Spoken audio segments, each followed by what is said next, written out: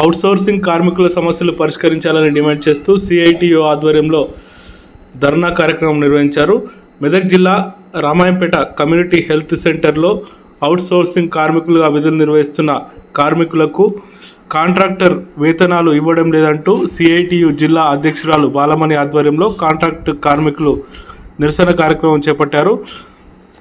గత 3 సంవత్సరాలుగా తాము విధులు నిర్వహిస్తున్నామని ప్రభుత్వం నిర్దేశించిన ప్రకారం వేతనాలు ఇవ్వకుండా 10,500 మాత్రమే ఇస్తున్నారని, అది కూడా 2 నెలలుగా వేతనాలు చెల్లించకపోవడంతో దసరా పండుగ కూడా తాము సరిగ్గా జరుపుకోలేదని కార్మికులు ఆవేదన వ్యక్తం చేశారు. 2 నెలలుగా వేతనాలు లేక ఇబ్బంది పడుతున్నామని ఆవేదన వ్యక్తం చేశారు. కాంట్రాక్టర్ బెదిరింపులకు పాల్పడుతున్నారని ఆరోపించారు. డబ్బులు ఇవ్వకుండా తమను విధుల నుంచి తొలగిస్తామంటూ వేధింపులకు పాల్పడుతున్నారని కార్మికులు ఆవేదన వ్యక్తం చేశారు. ఇప్పటికైనా అధికారులు, ప్రజాప్రతినిధులు స్పందించి అవుట్సోర్సింగ్ కార్మికులకు రావాల్సిన వేతనాలను పూర్తి స్థాయిలో మంజూరు చేయాలని, అవుట్సోర్స్ కార్మికుల సమస్యలు పరిష్కరించాలని వారు డిమాండ్ చేశారు. ఈ సందర్భంగా ఆసుపత్రి పర్యవేక్షకులు డాక్టర్ లింబాద్రికి వినతి పత్రం సమర్పించారు.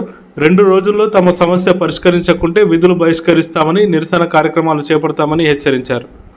జిల్లా రామాయంపేట ప్రభుత్వ గవర్నమెంట్ హాస్పిటల్లో మరి వర్కర్స్ ఒక 9 మంది ఇప్పుడు 3 సంవత్సరాల నుంచి పనిచేస్తారు. ఆ పని చేసే వాళ్లకు 15,500 ఇవ్వవలసింది మరి 10,500 3 సంవత్సరాల నుంచి ఇస్తుండు. అయినా వాళ్ళు పని చేసిరు. ఏ పని చెప్పినా వాళ్ళు పని చేసుకుంటా వస్తురు.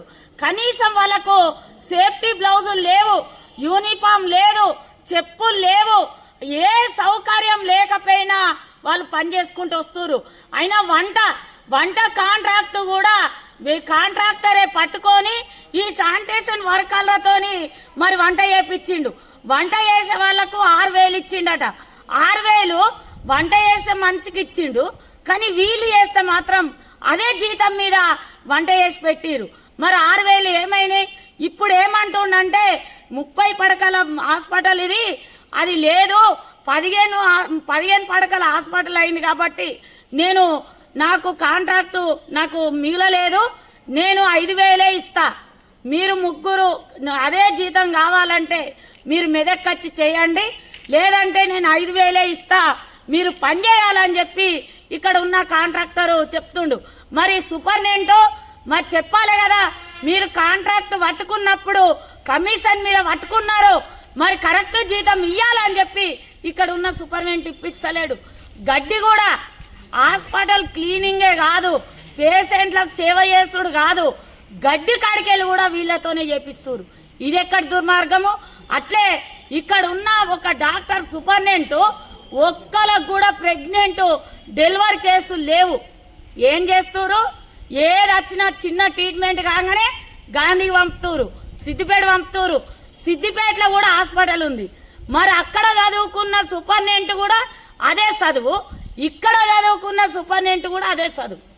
మరి కనీసం వేరే హాస్పిటళ్లలో అపెండిక్స్ ఆపరేషన్ కూడా చేస్తారు, కనీసం ఏది కూడా చేస్తలేదు. పేషెంట్లు కూడా చాలా తక్కువ. డాక్టర్ కనుక సరి అయిన వైద్యం అందిస్తే మరి పేషెంట్లు రామంపేటకు కూడా వస్తారు. ఇప్పుడు ఇంత పెద్ద హాస్పిటల్ కట్టారు, అయినా పేషెంట్లు ఉండరు. ఇదేంటి దుర్మార్గము? ఇది వెంటనే ప్రభుత్వం గవర్నమెంట్ గుర్తించి వెంటనే సరి చేయాలి. అట్లే వర్కర్లకు 2 నెలల నుంచి జీతాలు లేవు.